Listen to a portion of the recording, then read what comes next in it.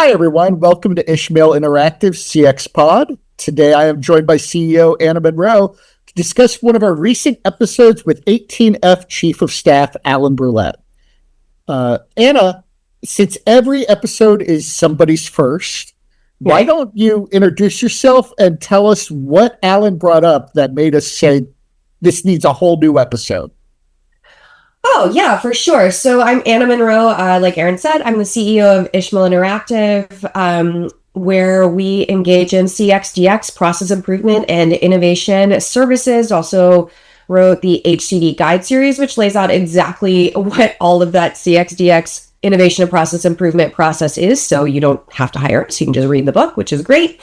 And Alan Brouilette was, as Aaron said, the former chief of staff for 18F, which I think arguably, and this speaks to why it needed a whole reaction episode, one of the most transformative service delivery groups in the history of the US government. And I was a part of 18F very briefly as a UX designer, and everyone there, to a person, was incredibly smart and dedicated. If you look back on our LinkedIn post, if you follow us on LinkedIn, which you absolutely should, you'll see a quote from Alan from more than a year ago, when 18F was completely dissolved by Doge. And the podcast that he gave us a little while ago really spoke to what he learned and how he sees the current group of technologists, which is trying to make, the change they think is right for the US government. And so I think that that's why it's so important to really unpack a lot of what Alan said, because not only is his personal resume incredibly impressive, he was a chief of staff for almost a decade in a highly pressurized, resource constrained, highly regulated environment, and he still shipped product and it was amazing. He also has been able to reflect on the current moment in a way that I really haven't seen a lot. And I think it's incredibly important because we got to deal with the world we have, right? Not the world that we wish we had. That's why I really wanted to do this reaction vid. So let's talk about the four principles. Do you have them with you? Yeah, so Alan presented these four principles in his podcast, and he didn't list them because he's very conversational, but we listed them. I love a list. Love structure.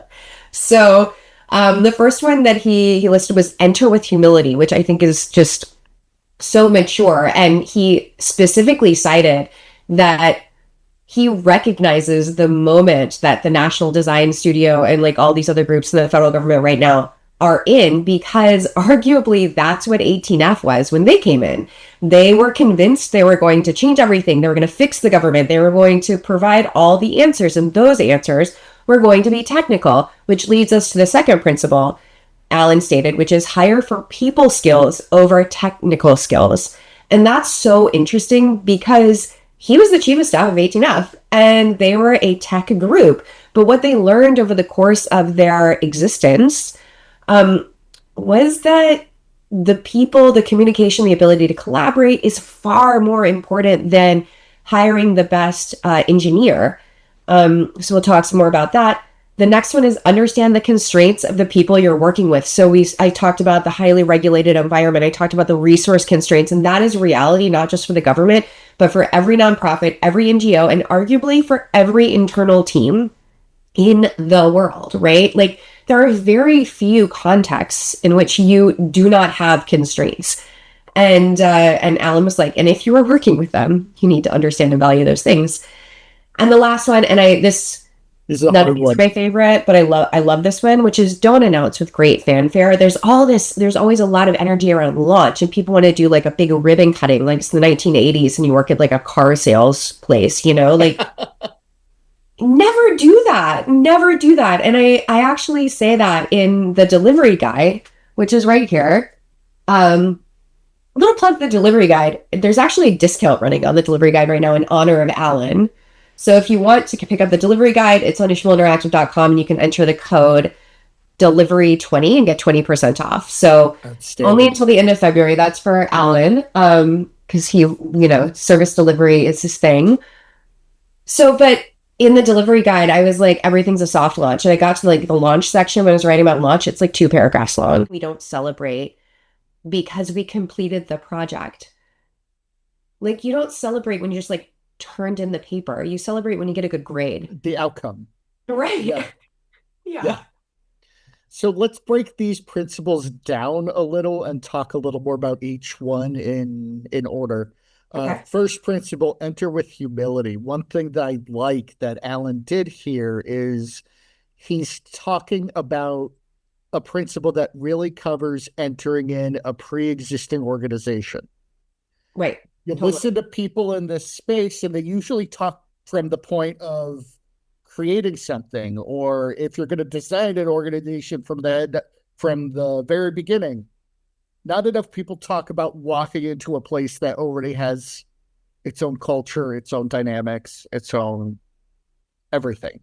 And that's interesting because literally you are always doing that, even if you get hired individually. Like whether you're getting hired as an individual contributor or like the CIO, everywhere's got its thing going on that predates you. Yes, it does. But this was specifically in reference to learning the government game if you're going to walk into government and pull something off, but it applies everywhere. Right. So this Right. is almost like the discovery process is also an internal tool. The, Oh, so true. I mean, you got to lead with curiosity. You have to talk to people. You have to do your own, like, who are my internal customers? How can I get to know them? How can I both bring my credentials to the table, but not lead with my credentials? Instead, like, be really curious. I mean, they had a perfectly functional organization before you arrived, yeah, you know? and everybody has credentials. Absolutely. That's true. Yeah. What they don't know is Bob a spreadsheet guy? Is this my talking to person? Is this person going to lead with opposition or with cordiality? Or do they make Yes. decisions well? And by well, I mean not too fast and not too slow. Like these are the things that you need to do when you're quote unquote customer research. I guess it would be like stakeholder engagement. You don't Yeah. really dress it up. Yeah. People have to get something out of working with me. Therefore, in a weird sense, we are also customers of each other because We're that's all part of each other's every, you know what? experience. 100%. Yeah. Yeah. So, principle 2 and 3, which is hire for people skills over technical skills Right. and understanding the constraints of people that you're working with. Right. Totally valid, but also if I want to build something, if I want to ship, don't I also need the skills to pay the bills? You Are gotta you going to trademark that? Because maybe you should. I have the link to it the it it fits USPTO though. site. Yeah. But also, Alan is a very practical person. He always delivered. 18F was great at delivering things Yeah. at on time, on spec, exactly what they were trying to solve. So, but there's a tension there. So, why do you think the second and the third principle are the way that they are? Yeah, I think that Alan like boxed up his like 2 decades of managerial experience across multiple categories into point three and just like hand or into point two rather and just handed it to us and allows us to figure it out. Like It was I very think that's nice of just them. a very like mature idea to come to. It's even more uh indicative of leadership maturity to execute on, which Alan did.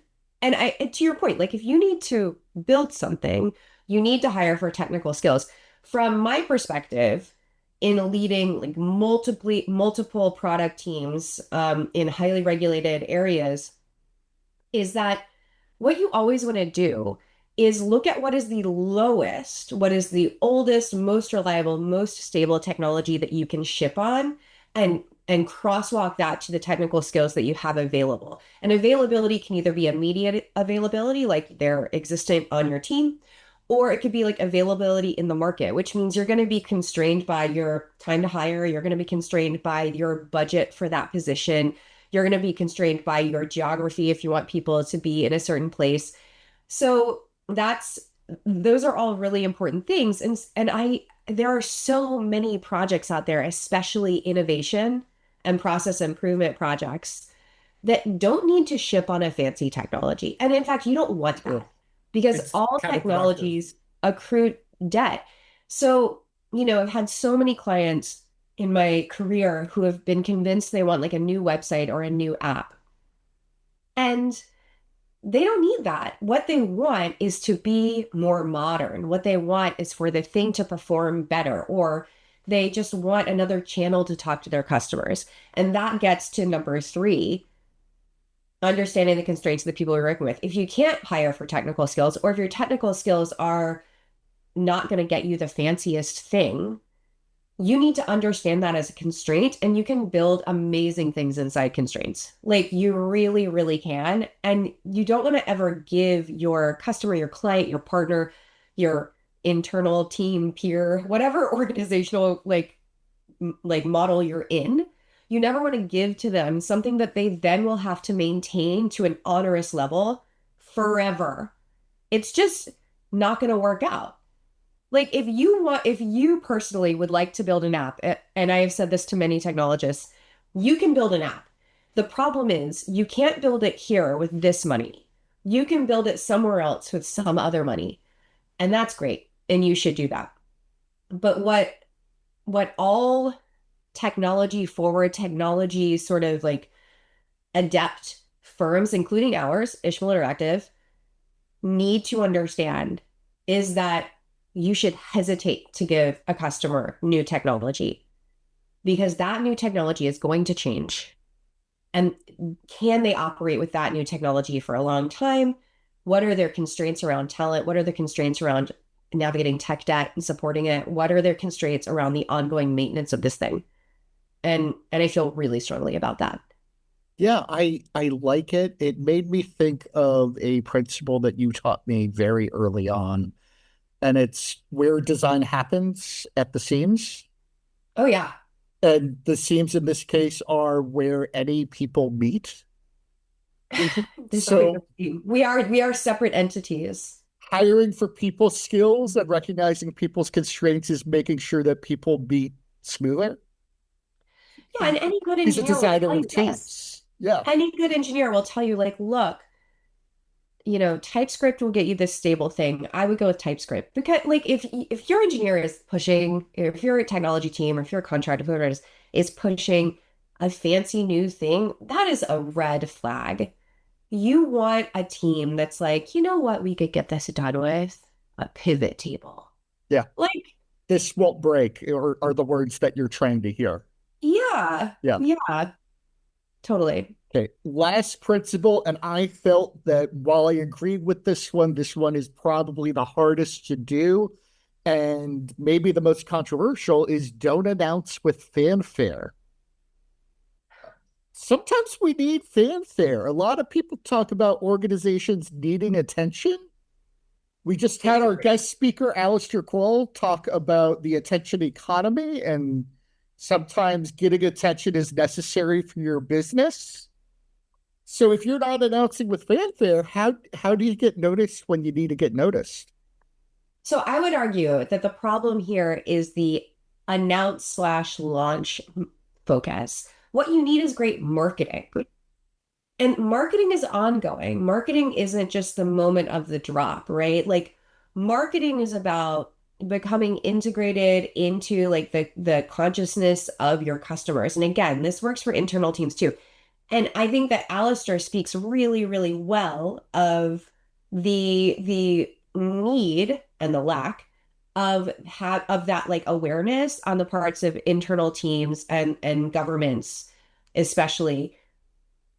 The problem is you shouldn't say, hey, we're rolling out this great new thing, because that great new thing is about to come in contact with the real world. And to quote Mike Tyson again on this podcast, everybody's got a plan until they get punched in the mouth. Yeah. Things do go wrong. And that doesn't mean that you shouldn't launch. You should launch. But you can do a soft launch. And this is not something that like my industry, the design industry, or the technology industry made up. Like restaurants do this literally all the time. Like nobody opens the doors of their restaurant without having some private nights to make sure like the service works.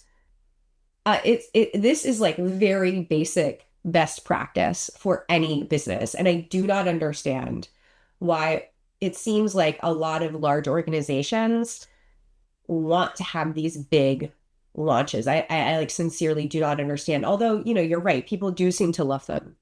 Maybe because ongoing marketing kind of feels like a slog and it's always like cool. But I don't know, you can have like a party internally, you know? Well, yeah, you could always have an internal party. It really sounds like delivery excellence and I think a part of it is there's this idea that some people have in mind that once you launch, delivery is done. Oh God, it's so true. It's so true.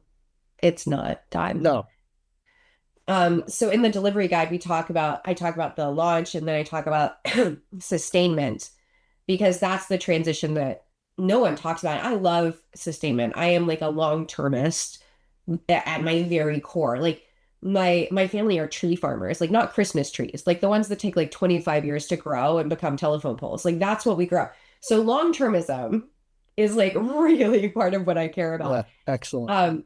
And I think that like a lot of this sort of energy comes from like the healthcare.gov moment when it crashed and then people sort of parachuted in and they like really like saved it and there was very dramatic. But as a business owner and as a person who's been in business for a really long time, I am allergic to drama. I'm like, no, thank you. I want none of that. Yeah, I would say drama doesn't really pay.